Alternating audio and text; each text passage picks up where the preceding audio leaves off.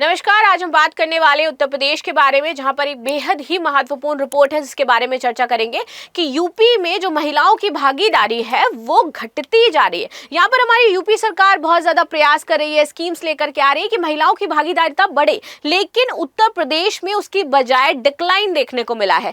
कैसे? तो यूपी में हर 5वीं महिला बनी संपत्ति की मालकिन। इन 3 मामलों में फैसले लेने में इनकी भागीदारिता घट गई है। अब अगर बात करें कि प्रॉपर्टी में, तो महिलाओं की हिस्सेदारी बढ़ रही है। 5 में से 1 महिला जिसकी प्रॉपर्टी हो जाती है, घर उसके नाम हो जाता है, लेकिन अन्य जो मुद्दे हैं वहां पर उसकी भागीदारिता घटती हुई नजर आई है। तो हाल ही में राष्ट्रीय परिवार स्वास्थ्य सर्वेक्षण की रिपोर्ट पेश हुई, जिसमें उत्तर प्रदेश में महिलाओं के नाम भूमि या मकान के स्वामित्व में तो तेज वृद्धि हुई है। वर्तमान में राज्य में हर 5वीं महिला के पास मकान हो जाता है, जमीन हो जाती है, जो कि बहुत ही अच्छी बात है। हालांकि परिवार, व्यक्तिगत जीवन, इससे जुड़े जो महत्वपूर्ण निर्णय हैं उसमें आज भी महिलाओं की भागीदारिता क्या है, कम हो जाती है। हाल ही में आप देखोगे कि इस पर गंभीर चर्चा हुई। राष्ट्रीय स्तर पर महिलाओं के नाम पर भूमि या मकान के एकल और संयुक्त स्वामित्व का प्रतिशत 14 से बढ़कर के 18.8% हो गया है। वहीं अगर देखते हैं तो प्रदेश में यह वृद्धि और भी अधिक रही है। 2019-21 में 12 थी और 2023-24 में आप देखोगे 20 हो गई है।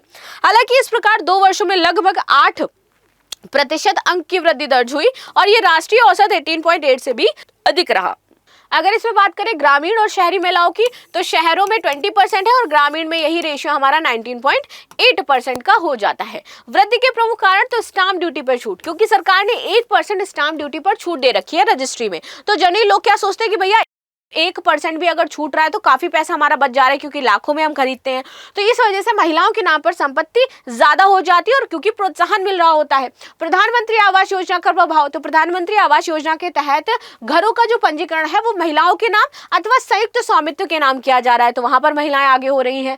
महिलाओं में बढ़ती आर्थिक भागीदारिता। अब महिलाएं स्वयं भी इस बात के बारे में बहुत ज्यादा सजग है कि भैया उनके लिए यहाँ पर आय और वित्तीय स्वतंत्रता महत्वपूर्ण हो जाती है और उस पर वो बातचीत कर रही है, और जब भी संपत्ति खरीदने की बात आती है तो अपने आप को प्रायोरिटी देती है। निर्णय लेने में भागीदारिता इनकी घटी है। अगर बात करें 19 से 21 के बीच में, तो ये भागीदारिता हमारी 87% थी, जो कि अब 2023-24 में 85% हो गई है। यानी कि यहाँ पर मेल डोमिनेंस देखने को मिल रहा है कि महिलाएं क्या करेंगी, कहाँ जाएंगी, क्या करना है उनको फ्यूचर में, क्या अदर चीजें हो जाती हैं, आना जाना, खान पान, व्यक्तिगत निर्णय, ये सबका डिसाइड अब अभी भी अगर देखा जाए यूपी में तो पुरुषों के द्वारा किया जा रहा है। जहां पर काफी जो कमी है, जैसे कि स्वास्थ्य से जुड़े, घर में बड़े खर्चे, रिश्तेदारों के यहाँ आने जाना, ये सारी चीजें।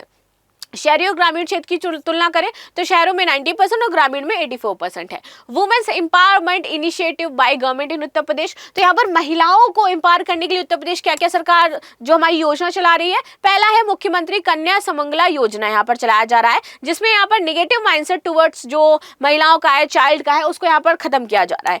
यहाँ पर है इंडिजेंट वुमेन पेंशन स्कीम, जो कि निराश्रित महिला पेंशन है, इसके नाम से महिलाओं को पेंशन दी जा रही है।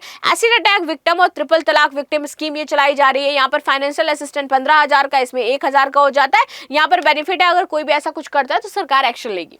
इसके बाद उत्तर प्रदेश रानी लक्ष्मीबाई महिला जो योजना है वो चल रही है। 181 वुमेन हेल्पलाइन चल रही है। सोमुख विवाह योजना हमारी चल रही है, जिसमें 51,000 जो रुपए है सरकार प्रोवाइड करवा रही है। तो इस तरीके से उत्तर प्रदेश में महिलाओं की संपत्ति से अधिकारों में काफी ज्यादा वृद्धि हुई है। लैंगिक समानता और आर्थिक सशक्तिकरण की दिशा में सकारात्मक संकेत भी मिला है, किंतु वास्तविक महिला सशक्तिकरण तभी हमारा सुनिश्चित होगा जब संपत्ति पर अधिकार के साथ साथ स्वास्थ्य, परिवार और वित्तीय मामलों से जुड़े निर्णय पर भी उनको यहाँ पर स्वतंत्रता मिले, यहाँ पर इनको आधिपत्य मिले, तब जाकर के हम कह सकते हैं कि कुछ बेहतर यूपी में हो रहा है। तो इस पर आप सभी की क्या राय है जरूर बताइएगा।